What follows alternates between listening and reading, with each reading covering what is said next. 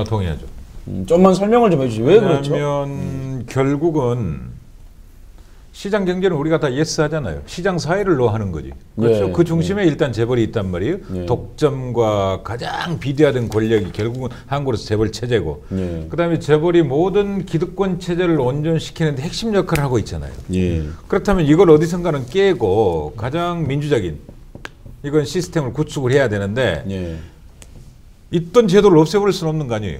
갑자기 깨부셔볼 수는 없는 거 아니에요. 이를테면요. 선순환시켜야 되고 법과 제도를 통해 통제를 해야 되는데 그 법과 제도는 뭐냐. 경제검찰이나 그다음 세금검찰이나 그렇죠. 그다음 일반 사법검찰이나 이런 각종 검찰 제도예요. 그렇다면 이제 법적 분쟁으로 비화가 되겠죠. 최종적으로 누가 판단합니까? 독립적으로 헌법에 근거한 법과 양심에 근거한 사법부가 판단을 해줘야 되거든요. 예. 우리나라 저는요. 역설적이지만 최고 문제는 사법부의 무능과 종속성이 있다고 봅니다. 저는 검찰 비난하지만요. 검찰 비난하기에 앞서 사법부가 검찰을 제대로 통제하라고 사법부를 둔 거거든요. 제대로 통제를 못하는 거예요. 천하에 무능한 조직이고 천하에 못된 제도입니다. 근데 요새 저 김하늘 판사랑은 또 잘해요. 지금 그게 예외적이에요. 그것도 문제가 있어요. 제가 아까 얘기했잖아요. 그 에버랜드 교수님. 가만 계세요. 이를테면 한 교수님, FTA도 가만 계세요. 저희들이 이미 6년 전, 7년 전에 사법부한테 입장 발표하라고 그렇게 강요를 했어요. 요구를 청문회 했겠죠. 때 이야기하고 당신들하고 상관되는 건데 왜 말 안 하냐. 가만히 있다가 이제 시민들이 나서서 문제점 지적해 놓으니까 편승하는 겁니다. 그거 우리가 프로그램을 6년 전에 안 만들어서 그래요. 우리가 그 김한우 판사가 그래도 FTA가 너무 복잡하고 어려워서 못 본 거고 그러다가 쉽게 얘기하니까 했어요. 결국은 시민 주권이 개봉시켜서 나오는 거예요. 멍석을 깔아주니까 나온 겁니다. 우리 저 정동영 의원 아까 말씀하셨지만 그 법 앞에 평등이라는 말씀을 아까 처음에도 하고 두 번 이렇게 계속 강조하셨는데 저는 그 말을 들으면서 문득 생각난 게 그 동물농장이 생각났습니다. 아까 그 삼성동물원 LG동물원 했는데 조지 오웰이 동물농장을 쓰면서 공산주의 체제를 비난하면서 한 얘기가 뭐냐면 모든 동물은 평등하다. 그런데 어떤 동물은 그렇죠. 더 평등하다. 그래서 특별한 예외적인 어떤 동물이 있는 거예요. 평등하다고 했는데 한국은 지금 모든 국민은 평등하다. 그런데 재벌은 더 평등하다. 재벌은 법 앞에서 더 그런 특별한 지위를 갖고 있는 거, 그게 바로 이 문제의 그 시점인 거죠. 어쨌든 하나는 경제 민주화고 네. 이제 제가 파악하기로 하나는 그래서 또 하나는 이제 아까 살찐 고양이 네. 재벌들이나 이 강자한테 퍼주는 게 아니라 서민들한테 그걸 줘라 하는 얘기인데 다른 말로 하면은 가령 0세에서 5세까지 아동 수당을 그 250만 명인데 10만 원씩 매달 주고 3조면 된단 말이에요. 또 기초노령연금을 550만 명에게 65세 이상 18만 원으로 올리면 그 4조면 된단 말이죠. 근데 그렇게 가면 내수 경제가 커질 거 아니겠습니까? 그러니까 이게 이제 복지국가라는 것이죠. 아래의 요구는 경제 민주화해서 재벌을 제대로 법 앞에 평등을 만들어라는 거고, 또 하나는 이 복지국가를 통해서 국가로부터 최소한 아까 재헌헌법이 얘기한 모든 국민이 기본적인 수요를 국가가 필요를 충족하게 해주는 이 길을 가라는 것이 현장에서 아우성이고 현장에서의 절규다, 저는 이렇게 봅니다. 절대 정권 하나나 대통령 하나로는 불가능합니다. 그러니까 내년 2012년 1년 동안에 해야 할 일은 재벌개혁 어떻게 대통령 혼자 합니까? 어떻게 정권 하나가 불가능합니다. 이거는 우리 사회의 기득권 체제라는 게 친일파로부터 해서 100년 동안 쌓인 켜켜이 쌓인 뿌리와 역사를 갖고 있는데 정말 경제 민주화를 하려면 준비해야죠. 1년 동안. 그러니까 국민으로부터, 그다음에 이걸 지지하는 제 세력이 함께 연대하고 그 다음에 목표를 분명히 정하고 그리고 전략을 만들어야 되고, 그것을 2012년 1년 동안 못하면 경제민주화는 그냥 토론하다 끝나는 거지 실현은 못하는 거죠. 근데 이건 정말 중요한 얘기인 게 민주주의의 중요한 원칙이, 가장 중요한 원리가 견제와 균형이거든요. 그 헌법책에 있는 소리. 이건 정말 중요한 얘기잖아요. 근데 지금 재벌이 재벌 때문에 이 원리가 깨지고 있다는 거예요. 그러니까 이것이 경제민주화의 원리도 견제와 균형이에요. 근데 경제민주화가 깨져 있는 상황에서 이제는 정치민주화도 깨진다는 거죠. 그렇죠. 견제와 균형이 지금 이제 권력 자체를 재벌을 견제할 수 없는 정도까지 재벌이 지금 커졌다는 거죠. 그러니까 이 상황이 지속이 되면 우리 민주주의까지 지금 흔들린다. 이미 흔들리고 있는 상황이에요. 그러니까 그 아인슈타인이 한 말 아닌가요? 그게 그러니까 견제와 균형 얘기하시니까 생각나서 말을 보태는 건데요. 그러니까 그 이 세상의 가장 큰 혼란 중에 가장 커다란 문제는 무엇이냐면 자본가들의 무정부성에 있다. 이 세상 모든 악의 근원이다, 그것이. 더 붙이자면요. 자본주의는 1주 1표잖아요. 5,000원이 한 표거든요. 민주주의는 인두세 개념이 한 사람당 한 표고. 그렇죠. 근데 자본의 힘이 너무 강화되고 노동의 힘은 천시되면서 1인 1표는 지극히 왜소화되고 한 주식당 한 표는 지나치게 강화되는 겁니다. 근데 한 교수님 아까 정확하게 말씀하셨어요. 한 주 한 표가 제대로만 작동되면 이건 건강한 자본주의입니다. 근데 지금 이를테면 삼성을 예로 들자면 이건희 회장의 지분이 제가 찾아보니까 0.54%입니다. 그리고 이씨 일가의 지분이 0.99%예요. 그러니까 1%도 채 안 되는 지분으로 거대 공룡 같은, 그렇죠, 거의 한 연결 재무제표로 따지면 한 400조, 500조 회사 되잖아요. 우리나라 GDP가 연간 1조 달러인데, 그렇죠, 한 얼마죠? 1.1조 달러 정도 되죠. 네. 근데 그 중에 한 500, 반 정도를 움직이는 회사란 말이에요. 그 의사결정권을 고작 1%도 안 되는 지분 가지고 한다. 이건 분명한 남용이잖아요. 예. 제자리로 돌려놔야 되는 그걸 거죠. 이제 남용이라고 부르느냐 예술이라고 부르느냐. 오늘 하나 홈런 날렸다. 해서 그런데 자 그만 여기서 이 정도 정리하겠습니다. 이 정도 정리하겠습니다. 예술이야, 예술. 진짜 다음 못 가기 때문에. 정말 야 예술이야. 일단 이거는 삼성 예술로 놓고 가겠습니다.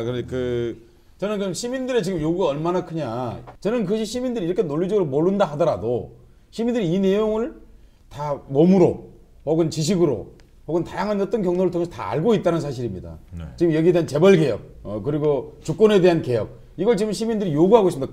거리에서, 광장에서 1만 5천 명이 물대포 맞아가면서 고드름 흘려가면서 지금 이 요구를 하고 있는 것을 이미 충분히 말해주고 있다. 우리 시민들은. 그리고 정치하시는 분들, 기업하시는 분들 여기에 따라서 정상적으로 되돌려놓기만 하면 되겠다. 그렇게 정리하겠습니다. 예. 그리고 이제 이게 문제가 취업 문제와도 밀접한 연관이 있는데요. 제가 학교 강의에서 이런 얘기를 했습니다. 스티브 잡스가 한국에서 태어났으면 뭘 했을까? 그래서 제가 이렇게 말했습니다. 대학을 우선 1학년 중퇴했지 않습니까? 그리고 양부모 밑에 성장했고, 그렇게 봤을 때는 한국에서는 지금 FTA에 반대 시위를 하고 있을 가능성이 굉장히 높다. 그리고 또 하나 얘기하고 싶은 건 이겁니다.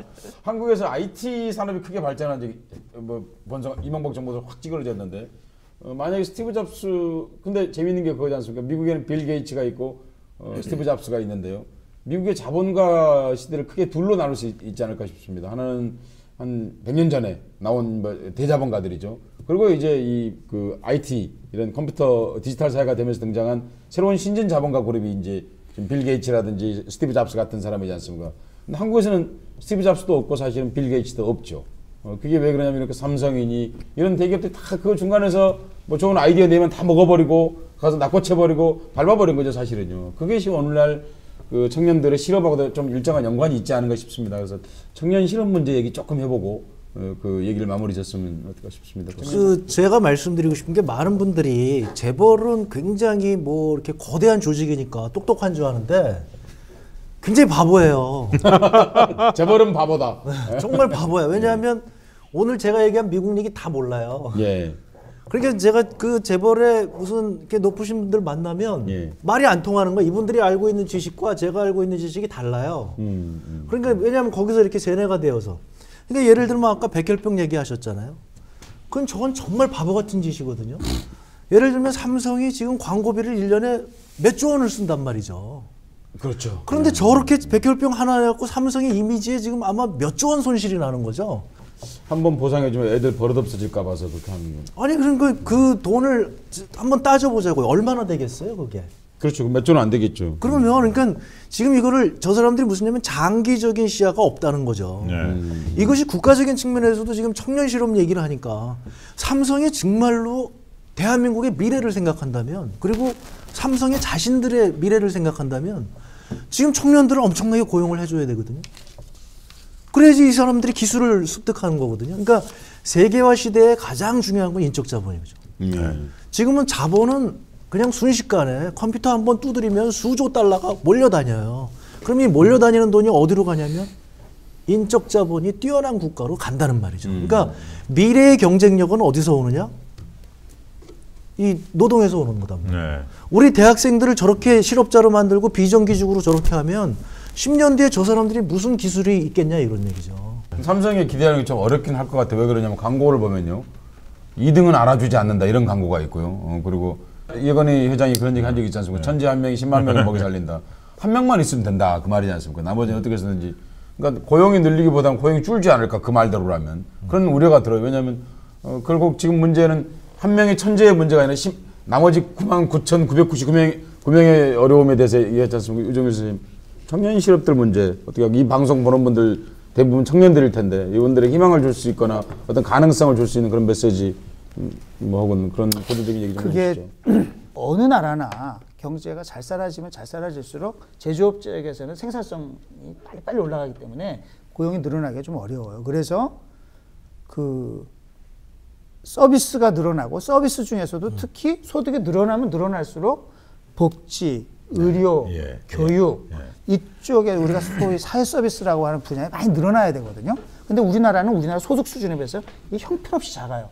그렇다 보니까 이런 이유로 해가지고 전반적으로 직장이 잘 안 생겨.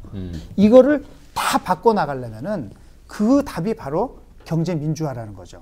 결국은 중소기업, 그러니까 재벌 독식 체제를 끝내고 중소기업 할 수 있게 하고 아까 얘기하신 대로 복지 만들어가지고 도전할 수 있게 하고 그 과정에서 이런 사회 서비스 분야에 직장을 많이 만들어야 되고 또 하나 중요한 게 너무나 노동 시간이 길어요, 우리나라. 그래서 이게 저 일자리 나누기가 꼭 필요합니다. 그러니까 우리 일자리 나누기는 우리나라에서는 세계에서 가장 일자리 나누기 하기 쉬운 나라 아닌가요? 노동 시간이 길기 때문에 그 노동 시간을 인간의 신체 리듬에 맞추면 저절로 일자리 나누게 될 것 같아요. 커피집에 대학생들이 알바를 많이 하잖아요. 근데 이제 일주에 15시간 이상을 일하면 추휴 수당을 주게 돼 있어요. 요즘 그 청년들이 이제 그 청년 유니온이라고 구조를 만들어서 투쟁을 해서 이제 그걸 타냈단 말이에요. 그랬더니 이것도 재벌이 이제 뭐라 그럽니까? 사업권을 따가지고